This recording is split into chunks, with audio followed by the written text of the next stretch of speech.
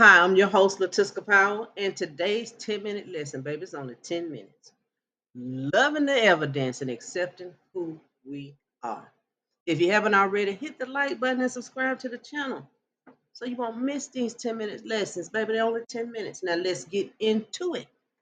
To help you align with your true state of abundance, love, and worth by recognizing and embracing the evidence already present in your life and understand how your state of being shapes that reflection. Who are you being in every moment, time, and space? Our core understanding the world reflects who you know yourself to be. When you accept your worth, love, and abundance without resistance, life responds by giving you more of that same energy. The key is not in trying to get, but in being. And the evidence of your state shows up effortlessly. What is your state? Neville Goddard talks about the states, right? Shifting from seeking to knowing. Let's talk about old patterns. What can I get? That's rooted in lack. Baby, what do you not already have? The new truth is, I already have more than I thought. That's rooted in abundance. When you shift from a mindset of seeking to one of knowing, you stop chasing and you start receiving. You realize that everything you've ever needed is already present and more is always on the way. How at peace can you be in every moment in time and space? Okay, let's check out this reflection. What evidence of abundance, love, and support is already in your life? Just think about it. See, sometimes we want it a certain way through a certain person doing a certain thing and all of that. What do you already have? How often do you pause to acknowledge and appreciate it? See, accepting who we are. Acceptance means no longer questioning your worth or wondering if you deserve good things. You simply know you do. It's a state of ease where you no longer resist love, wealth, or kindness because you recognize them as a natural extension of your being. It's natural for me. I exist. It's just simply natural. It's like a tree or a seed being planted. It's natural. I love the evidence that is here in my life. I acknowledge it and I appreciate it. I love accepting who I am. Loved, adored by everybody. Everything I desire flows to me because I know who I am. If I be lifted up, I draw these things unto thee. I know what the kingdom is. When we begin to recognize our reflection, life reflects what we believe about ourselves. When we stand in the truth of our worth, the world mirrors it back in surprising and beautiful ways through opportunities, relationships, and moments of unexpected grace. I want you to start your day off with gratitude. I love how life keeps showing up and showing me evidence of my abundance and love. I love the way it just keeps showing up. Okay? Throughout the day, when something good happens, big or small, because we got to judge it, pause and say, it is true that life keeps getting better for me.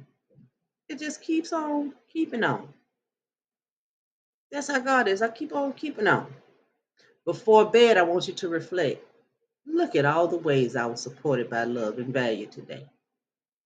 See the power of the belonging, of just belonging. When you accept who you belong everywhere that you go. You're no longer trying to fit in or prove your worth. You know your presence is enough.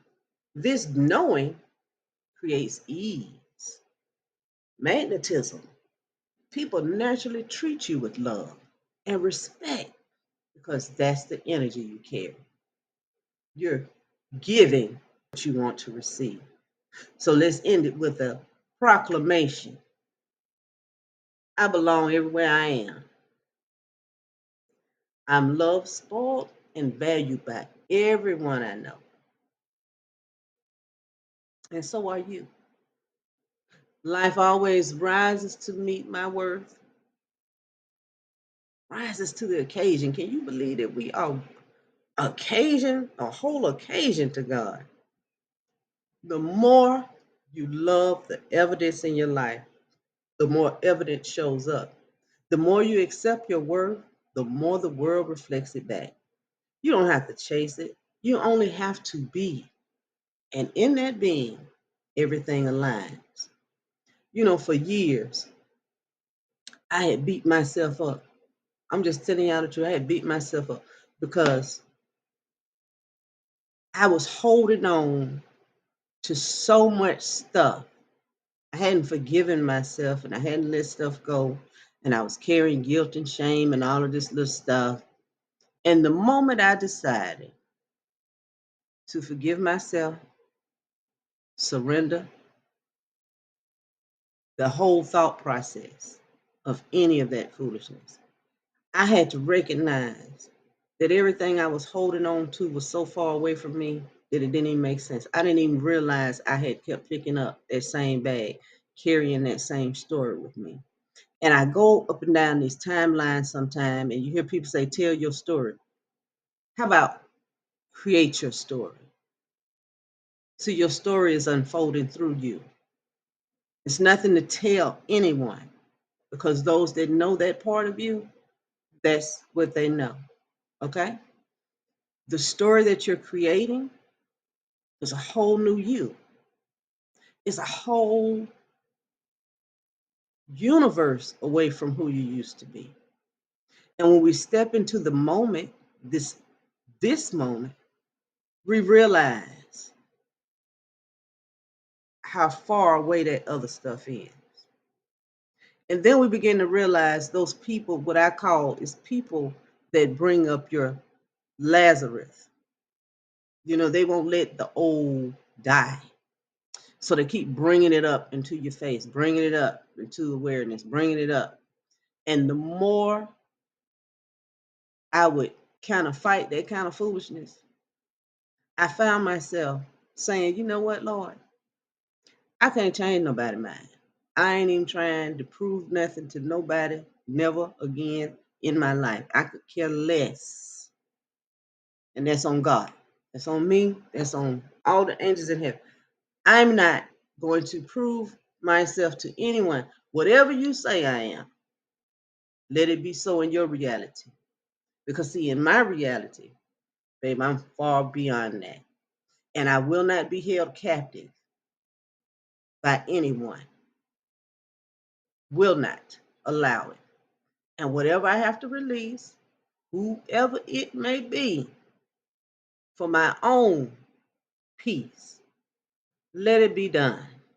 Let the release happen. Let the redeemer of the Lord say so.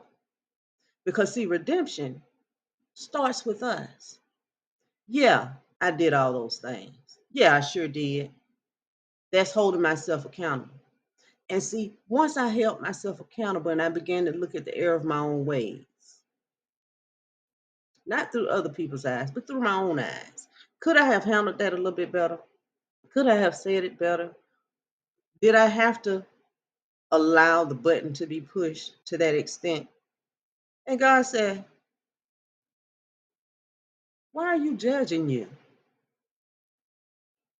Every moment about you is perfect. Everything about you is perfect. And I said, well, Lord, I thought I should act like this and I should act like that. And he said, it's a time and place for everything. If a person willingly, see, some things people do is just they're unaware of what they're doing.